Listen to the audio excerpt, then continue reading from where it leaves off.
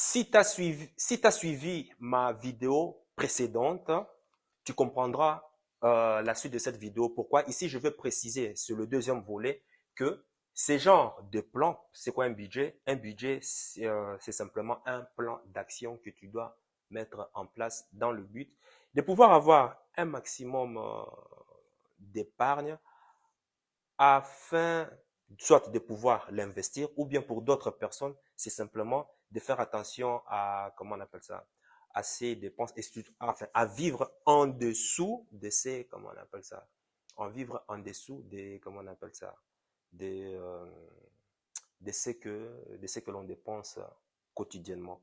C'est ça, en fait, le but de ces plans. Mais comme on est dans une chaîne business aussi, c'est simplement te permettre justement d'avoir un maximum d'épargne et pour pouvoir investir ou bien commencer un business.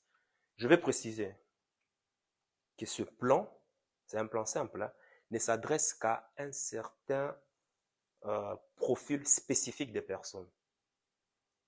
Il y a des personnes qui ne gagnent pas du tout l'argent. Alors, appliquer ceci, ça va être vraiment compliqué. Et il y a des personnes qui ont une activité et c'est à ces personnes à qui s'adresse ce plan. Tu as une activité, tu as un travail, tu as un salaire entre 2000 3000 euros. Alors, justement, je te convie de pouvoir mettre en place ce plan dans le but de pouvoir avoir un maximum d'épargne. Et cette épargne qui va servir justement à aller investir. Et ces plans, par exemple, pour les personnes qui gagnent plus d'argent, 5 000, 10 000, 15 000, 20 000 plus euros par mois, ceci ne s'adresse pas. Pourquoi? Imagine qu'on dit que 50% de tes revenus, de ton salaire va au niveau des besoins, loyer, gaz, enfin c'est vêtir, auto, alimentation, tous ces genres de trucs. Et on te dit, si tu gagnes par exemple 10 000 euros par mois, et qu'on te dit 50%, donc tu prends 5 000 euros, faut pas voir ceci,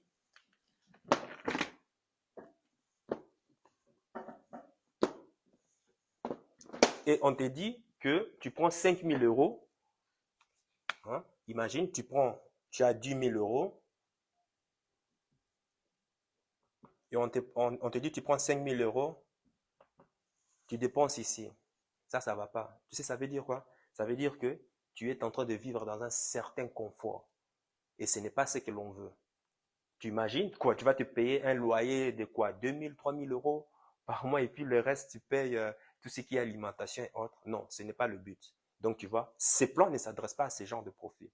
Ça s'adresse vraiment à des profils qui gagnent entre 1000, 2000 et peut-être 3000 euros, peut-être 3000 euros par mois.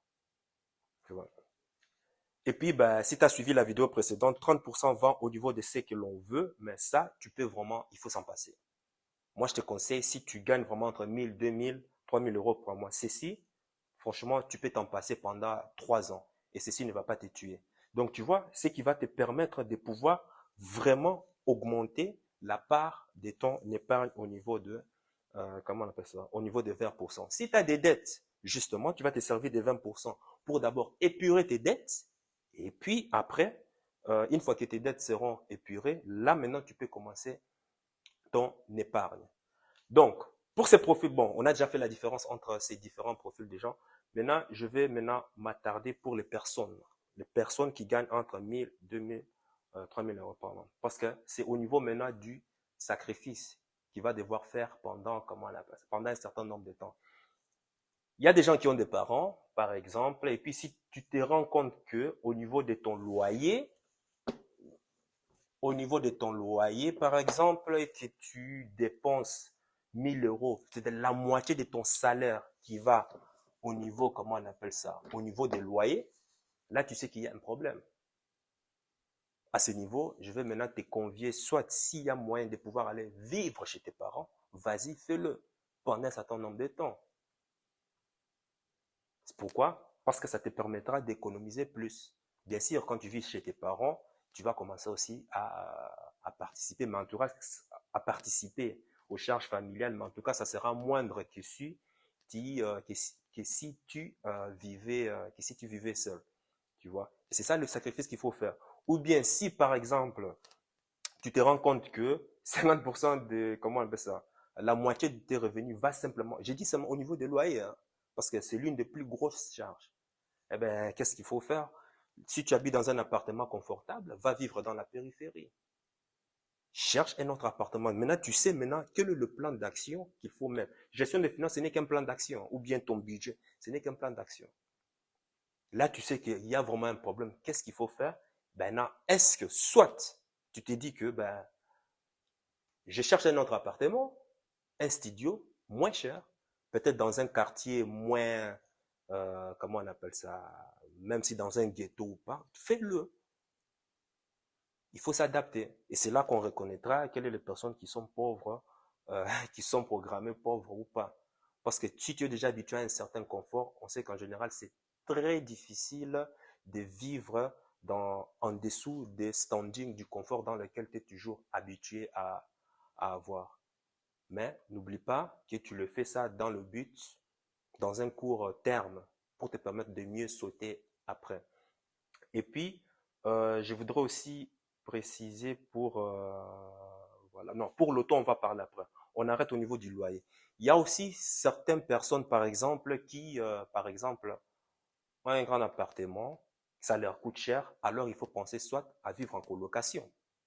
Ben oui, il faut vivre en colocation. Pourquoi? Ça va te permettre déjà de réduire tes charges. Mais est-ce que tu vas le faire? J'entends beaucoup donner toujours des arguments. Oui, mais moi, c'est ma vie privée, j'ai des objets personnels, je me vois mal à habiter avec quelqu'un par-ci, par-là. Mais tu vois, on est encore dans la programmation de pauvreté. Pourquoi? Parce que, dis-toi une chose, que si vraiment tu veux faire de l'argent, tu seras toujours obligé à pouvoir, comment on appelle ça, à pouvoir collaborer, être toujours en relation avec les autres. Si tu es même incapable de partager tes biens personnels avec un individu en privé, en colocation, tu crois que tu le feras avec tes partenaires business? Les relations humaines. C'est ça qui va t'ouvrir les portes d'une prospérité infinie. Et on voit bien que, bon, en néerlandais, on dit ça gierig, gierig, je ne sais pas dire ça en français, quelqu'un qui est aigri, pas aigri, mais qui ne veut pas partager ce qu'il a, en fait. C'est comme ça qu'on reconnaît ces genres de, c'est comme ça qu'on reconnaît aussi ces genres de personnes. Donc, il faut s'ouvrir aux autres. Par rapport au loyer, il y a certaines personnes qui se rendent compte, ah ouais, mon loyer est trop cher, qu'est-ce que je vais faire? Ben, est-ce que si tu as une pièce qui ne sert à rien, ben justement, mets-le en sous-location. D'autres ont des appartements avec des garages qui ne servent à rien. Ben, tu peux déjà louer ton garage, ça peut déjà te rapporter de l'argent. Oui, mais je pense pas. Essaye d'abord, avant de pouvoir critiquer, avant de pouvoir donner des excuses. Moi, je te conseille, si tu as un grand appartement ou une grande maison qui sert à rien, qui te coûte cher, eh ben, sers-toi-en pour louer une partie qui te sert à rien. Tu verras que non seulement tu vas commencer à gagner l'argent, et en plus, le fait de gagner l'argent, ça va te permettre de réduire le stress d'être toujours surchargé. C'est de ça dont je voulais en venir. Tu vois, ici, on s'est arrêté que des cas loyers. Parce que il faut se dire une chose. Moi, par exemple, bon, j'ai utilisé ça temporairement, mais à partir du moment où j'ai commencé à gagner, enfin, j'ai commencé mes revenus commençaient à augmenter, je ne me focalisais pas sur le fait de réduire mes charges. Moi, je me focalisais plus sur le fait d'augmenter mes revenus. Est-ce que tu comprends?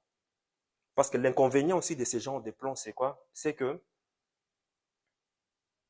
ton attention, ta vibration sera toujours focalisée euh, à pouvoir éviter, tu vois, éviter de consommer. Tu vois, t'es espèce dans ces vibrations où pas dépenser, pas dépenser. En fait, c'est comme si tu t'es freiné. Alors, au lieu toujours d'être dans cette vibration, or, l'argent, c'est quoi? L'argent, c'est une énergie. L'argent, c'est une énergie que tu dois faire en sorte que ça circule. L'argent, on ne le garde pas, sinon tu te bloques. Si tu as peur, ben voilà. C'est ça. L'inconvénient aussi, c'est quoi? C'est que ça engendre toujours la peur. Tu dois toujours faire attention à ceci. Tu dois toujours faire attention à cela. Tu dois toujours faire attention à ceci. Et ben, c'est la peur en quelque sorte. Alors, quand tu imagines l'énergie de l'argent vient, il te voit là, il dit non, non, non, j'ai pas envie d'aller sur cette personne, chez cette fille ou chez ces gars. Pourquoi? Parce que si je vais chez lui, je n'arriverai pas à prospérer. Alors, qu'est-ce que je fais? Je vais l'éviter. C'est comme ça l'énergie de l'argent, on s'est dit. L'argent va toujours chez des personnes qui savent justement faire circuler cette énergie. Mais pour ça, il faut encore être éduqué. Moi, par exemple, je me focalisais plus à pouvoir augmenter mes revenus. J'avais tellement de charges, hein, des huissiers, et des huissiers même, n'en parlons même pas. J'avais tellement de huissiers, ça fait tellement de dettes. Alors, mon focus était simplement de pouvoir augmenter encore plus mes revenus. Mais ça, je vais faire encore une autre vidéo pour spécifier cela. Ben voilà, on s'est limité par rapport au loyer. La prochaine vidéo, peut-être, on va se limiter par rapport à ceux qui ont ceux qui ont un automobile, et puis voir comment est-ce qu'on peut maximiser, faire en sorte de pouvoir réduire ses dépenses ou de pouvoir faire en sorte de gagner plus. Voilà. Toi, dis-moi dans les commentaires au niveau des loyers, qu'est-ce que tu as constaté par rapport enfin ici, on s'est limité par rapport aussi, hein, aux besoins. Est-ce que ton loyer dépasse la moitié des revenus ou bien c'est le contraire? Et si c'est le cas, qu'est-ce que tu as entrepris de faire? Sur ce, sache que ton cœur sait déjà ce que ton cerveau. Essaye de comprendre, suis la voie de ton cœur, il connaît déjà le chemin.